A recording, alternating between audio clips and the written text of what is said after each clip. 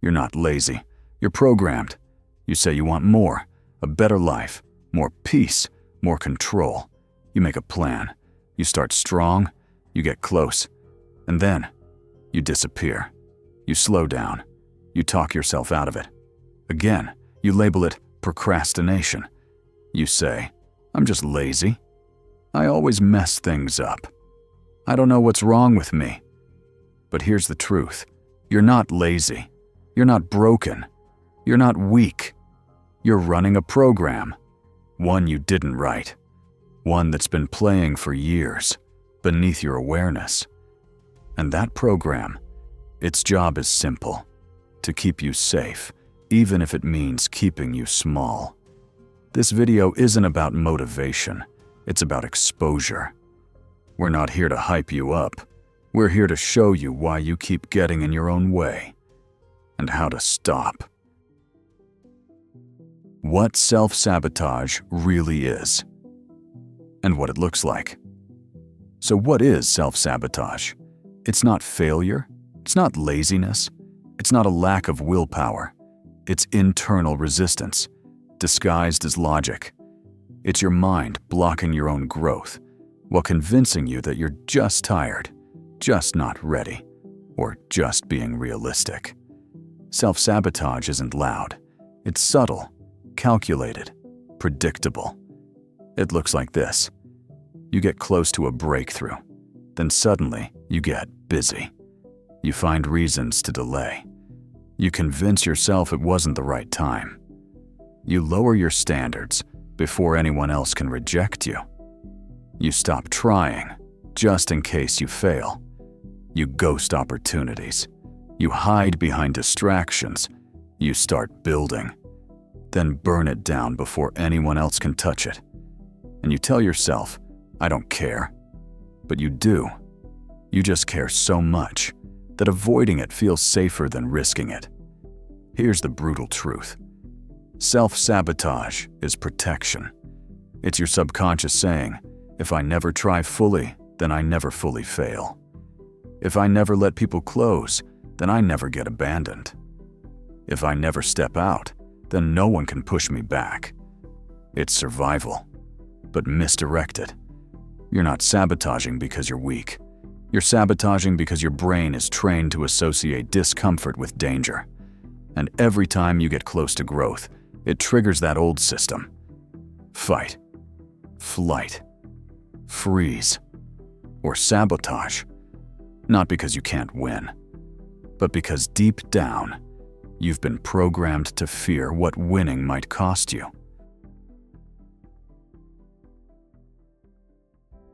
The 3 hidden causes of self-sabotage.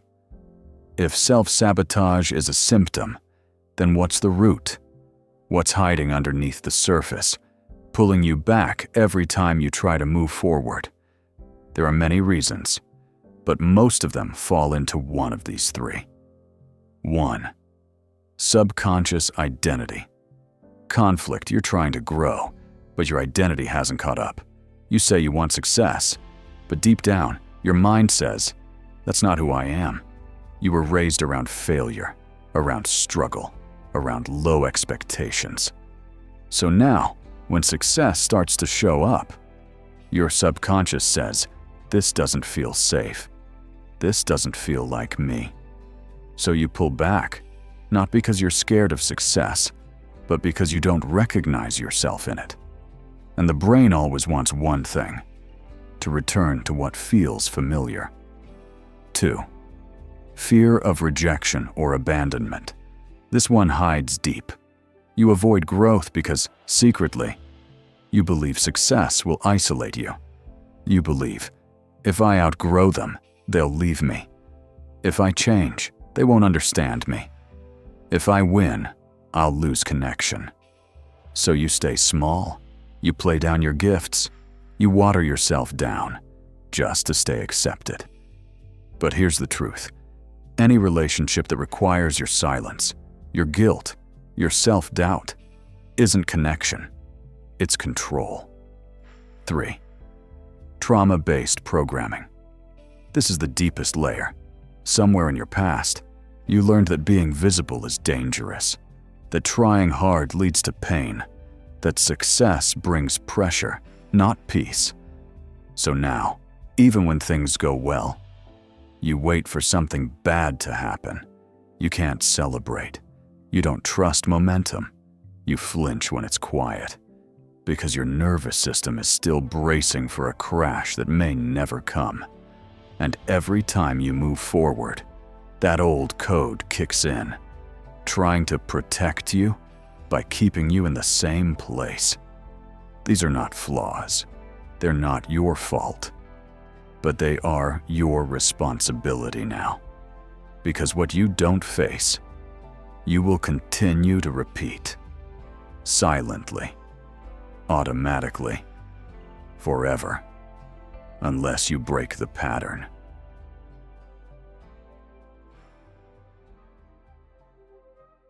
The loop.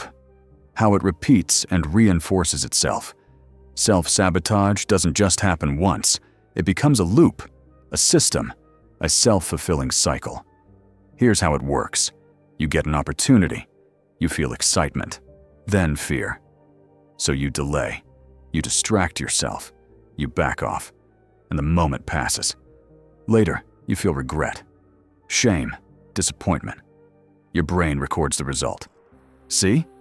Trying leads to pain. Better not risk that again. So next time, you hesitate faster. You pull away sooner. You settle more easily. The loop tightens. The more you repeat it, the more it becomes your truth. Not because it's real, but because it's familiar. And the brain loves familiar. Because familiar equals safe. Even if it's destroying you. Eventually, it gets so automatic, you don't even notice you're doing it. You say things like, I guess I'm just not that type of person. I've always been like this. It's just who I am. But it's not who you are. It's who you became in order to survive what you never healed. And unless you interrupt that loop, you'll keep running it. Again. And again. And again. Not because you're stuck, but because you've never questioned the program.